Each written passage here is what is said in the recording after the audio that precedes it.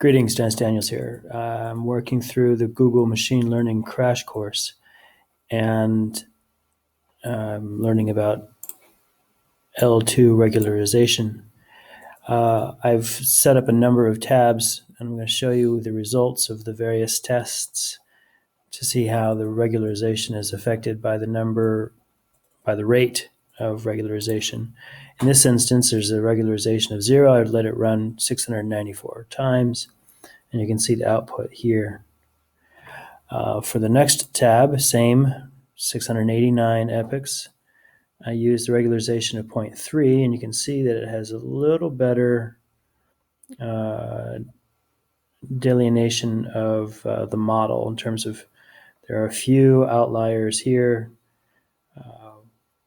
but there are a few also inside this data on the loss side. And finally, or rather continuing regularization rate of 3, you can see the test loss is quite high, and this particular model fails to identify the vast majority of the data points or the target points. And regularization of 0.003, we have much better output, almost identical to the regularization rate of 0. And finally, regularization of 0.001.